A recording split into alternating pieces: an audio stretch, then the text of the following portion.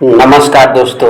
Elizabethan first, जिनका जन्म 7 सितंबर 1533 को हुआ था और ये डाइड हुई थी 24 मार्च 1603 की। और ये तब की बात है जब वो इंग्लैंड और आयरलैंड की महारानी थी, जिसका शासनकाल 17 नवंबर 1558 से उनकी मौत तक चला। दोस्तों, यह ब्रिटेन की ट्यूडर राजवंश की 5वीं और आखिरी सम्राट थी। दोस्तों, यहाँ पर ट्यूडर डायनेस्टी ने 1485 से 1603 तक इंग्लैंड में शासन किया। उसे हम इंग्लैंड के इतिहास के मिडिल और मॉडर्न युग की कड़ी मान सकते हैं। दोस्तों, ट्यूडर वंश का प्रथम शासक हेनरी VII, जो 1485 से लेकर के 1509 तक इसका शासन कर रहा था। तो ये अब हम लोग कहानी को आगे बढ़ाते हैं। तो इन्होंने कभी शादी नहीं की और न ही इनकी कोई संतान हुई। दोस्तों, इसलिए इन्हें कुंवारी रानी यानी वर्जिन क्वीन के नाम से भी जाना जाता है। यह ब्रिटेन के सम्राट हेनरी VIII की बेटी होने के नाते जन्म पर एक राजकुमारी थी, लेकिन इनके जन्म के 2.5 साल बाद ही इनकी माता एन बोलेन को मार दिया गया था और इन्हें नाजायज घोषित कर दिया गया था। 1553 तक इनके सौतेले भाई एडवर्ड VI के शासनकाल के बाद इनकी बहन मैरी फर्स्ट ने शासन संभाला। मैरी के संतान रहित होने के बाद एलिजाबेथ ने 17 नवंबर 1558 को अंग्रेजी सिंहासन की बागडोर संभाली। उन्होंने अपने इर्द गिर्द बहुत से समझदार व्यक्तियों को मंत्रिपरिषद में रखा, जिससे ब्रिटेन सुव्यवस्थित हुआ। उन्होंने इंग्लैंड में इंग्लिश प्रोटेस्टेंट चर्च की नींव रखी और स्वयं को अध्यक्ष बना लिया।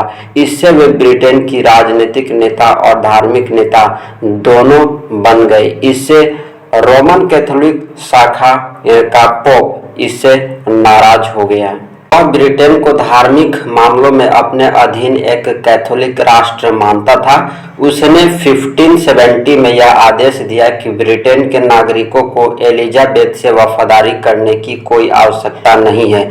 इससे ब्रिटेन के कैथोलिक समुदाय से एलिजाबेथ के खिलाफ बहुत से हमले हुए और कई विद्रोह भड़के, लेकिन एलिजाबेथ अपने मंत्रियों के गुप्तचर सेवा की मदद से सत्ता पर बनी रही।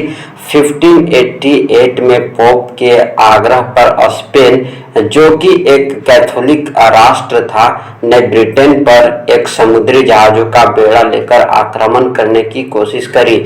इस आक्रमण को स्पेनी आर्माडा कहा जाता है। एलिजाबेथ की नौसेना ने उसे हरा दिया और यह जीत इंग्लैंड की सबसे ऐतिहासिक जीतों में से एक मानी जाती है। दोस्तों, एलिजाबेथ के शासनकाल को एलिजाबेथन एरा यानी एलिजाबेथ का युग के नाम से भी जाना जाता है। वो अपने शासन में अपने पिता व भाई बहन के मुकाबले ज्यादा उदार थी। इनकी बहन मैरी ने सैकड़ों प्रोटेस्टेंटों को मरवा दिया था, जिसकी वजह से उसे खूनी मैरी के नाम से भी जाना जाता है। दोस्तों, एलिजाबेथ ने ऐसा कोई काम नहीं किया था, कोई भी ऐसा गलत काम नहीं वो की थी। वह लोकप्रिय शासक के रूप में जानी जाती थी। एलिजाबेथ के काल में ब्रिटिश साहित्य और नाटककार फले फूले, जिनमें विलियम शेक्सपियर और क्रिस्टोफर मार्लो के नाम सामने आते हैं। दोस्तों, उनके दौर में ब्रिटेन ने नौसैनिक दूर दूर खोज यात्राओं में निकले। फ्रांसिस ड्रेक ने उत्तर अमेरिका की यात्रा करी। माना जाता है कि उनके 44 के राज से ब्रिटेन में एक शक्तिशाली राष्ट्रीय भावना फैल गई, जिससे आगे चलकर ब्रिटेन को विश्व का सबसे शक्तिशाली देश बनाने में योगदान दिया। बचपन और शिक्षा। एलिजाबेथ का जन्म ग्रीनविच के महल में हुआ था। उनका नाम उनकी दादी यॉर्क की एलिजाबेथ के नाम पर रखा गया था। वह हेनरी VIII की दूसरी संतान थी। उनकी माँ एनेबेल बोलेन हेनरी की दूसरी पत्नी थी। जन्म के समय एलिजाबेथ को इंग्लिश सिंहासन का स्वाभाविक उत्तराधिकारी माना जाता था। उनकी सौतेले बहन मैरी I इंग्लैंड की रानी ने यह उत्तराधिकार उस वक्त खो दिया था जब हेनरी ने अपने पहली पत्नी एरागॉन की कैथरीन से अपनी शादी को नाजायज घोषित करके एन से विवाह कर लिया था। हेनरी एन से इस उम्मीद में विवाह बंधन में बंधे थे कि उन्हें पुत्र की प्राप्ति होगी और ट्यूडर राजवंश चलता रहेगा। लेकिन 10 सितंबर को एलिजाबेथ को ईसाई धर्म में शामिल किया गया। जब एलिजाबेथ 2 साल और 8 महीने की थी तब पिता हेनरी के ऑर्डर पर उसकी मां एन बोलेन को 19 मई 1536 को मृत्यु दंड दे दिया गया। एलिजाबेथ को भी मैरी की तरह नाजायज घोषित कर दिया गया, अर्थात अंग्रेजी सिंहासन का उत्तराधिकार छीन लिया गया। एन की मृत्यु के 11 दिन बाद जेन स्नो से शादी कर ली, लेकिन वो अगले राजा राजकुमार एडवर्ड को जन्म देकर मर गई। एलिजाबेथ की शुरुआती सेविका मार्गरेट ब्रायन ने लिखा था कि उन्होंने एलिजाबेथ से ज्यादा प्यार, आज्ञाकारी और विनम्र बच्चा कभी नहीं देखा था। 1537 के बसंत आते आते एलिजाबेथ की देखभाल का जिम्मा ब्लैक हर्बर्ट लेडी ट्रॉय ने संभाला और 1545 तक उनकी देखरेख में लगी रही।